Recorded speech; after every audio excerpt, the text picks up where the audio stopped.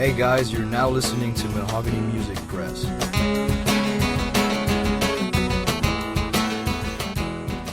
Okay, we're here at Chiemsee and with us is Cecile. Yes, I'm here. Well, again, how was the show? Was it great? It was good for me. I mean, the sun was so nice because I thought it was going to be a little cold. And coming from Spain, from Rotterdam and coming here, it was like the same. And I'm thinking we brought it. My brethren from Jamaica too. I think we brought the sunshine, so it's all good. Very good atmosphere. People having fun, and so I mean that's all you can ask for. Yeah. But you were the only female solo artist on this festival. Oh, for real? Yeah. Same with Rotterdam. Yeah. Female. There's so few female reggae musicians. Why do you think? I mean, I get asked that question all the time, and I think there's really not a few, there's a lot of them, but there may be a few of them that are working very, very, very hard or working overtime. And we keep saying it's male dominated and everything, but for the people that I know that give it their all and make sacrifices, it's the same set of people like Tanya Stevens and Lady Saw and know like people like Elaine. And then there's not much apart from Etana and Queen Africa. There's not many more names that you can call. So I tend to think that maybe somebody's not working hard enough because, for example, Sizzler, you have Beanie Man, you have Elephant Man, you have Busy Signal or whatever. And at some point in time, Cecile is not on the charts like them or is not on the festivals like them. And then I tell myself that whatever it is that I need to do to get my shit back up in Germany, or I need to do it. And I don't go around complaining and I just think I just try to work as hard as I possibly can and try to reach out to the fans whichever way you can. There's so many ways of reaching out to your fans through social media and everything, and I just think if you're dedicated enough, then we should be able to see a lot more. I mean at least 3, you know what I'm saying? So I don't know. I don't want to blame the system anymore. I think people are not working hard enough.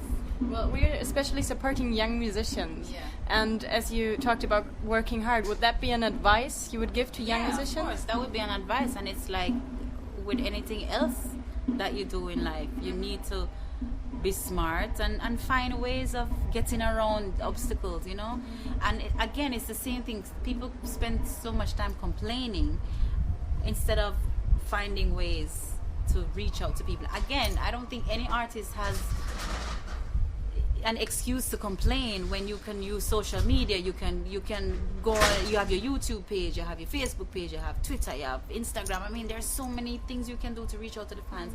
And I think a lot of people don't even like to do things for free. I mean, if you're not pulling in, they're not Beyonce, you're not pulling in people. I mean, offer yourselves. And so I think the advice that I'd give them is to work hard and smart. Yeah. Well, I read that your musical career actually started when you were 15. Is that right? What brought you into music? It was my dad had a friend who was a member of Third World, and I used to write poetry and stuff before that. And then I said, like, I thought I was singing okay. I thought I was a good singer, and I used to go by his house on Sundays, and we used to change my poems into songs. And back then I used to sing reggae, only reggae. I never used to do dancehall music. And then it's like what I'm telling you about being smart. They wasn't playing them stuff on the radio. You give them a nice reggae track and they don't play it. So I'm like, okay, what is being played? And I was listening to the radio, and it was, this Beanie Man and Bounty Killer and Sizzler and Capleton, and I'm like, well, then there has to be something that I can do to get into this mix. And then Firelinks is a selector in Jamaica. He gave me a rhythm and said, I want you to sing a song, like a love song or something. And I said no. And then I just came up with what can I do to let people, and then I wrote changes and called all these people name and was making fun at them. And I'm like, they have to want to listen to this song. And I mean, I hated the song, but I know it would be good for the radio and for people, So again, it's about doing what you have to do. They were not playing my nice reggae songs that I was doing, So what you gonna do? You do what you have to do. Of course. But how do you think has music changed your life? I mean, in terms of stuff like traveling, and I mean, I live way better in terms of I'm making my own money. I'm very independent. I get to do what I want. And then I get to do what I love, which is music. So, and it has definitely changed my life because sometimes not everybody is afforded the opportunity to reach out to so many different people from all over the world. And trust me, I don't know any artist who says that their fans really hasn't actually saved their life at some point in time, because sometimes you can, in your personal life, you can feel so shitty and so down, no matter how much money you have or no matter how big your song is. And it's such a overwhelming feeling when you might be having a bad day and then you come across somebody who you stop them from maybe committing suicide or something. Because I've had that. I've had people wrote to me and said, you know, they've had this very, very bad breakup and they listened to Not Stress Over Man, and that was the song that made them, they were depressed and they had to be going to the doctor. She felt like killing herself. And I think I was having a shitty day, and I'm like, are you serious? I didn't even believe it. I'm like, really? But it's true. So when you read stuff like that, I mean, that alone changes your life, because you realize that through your work you're uplifting other people and in turn uplifting yourself, and it's such a wonderful feeling. It's really, really good.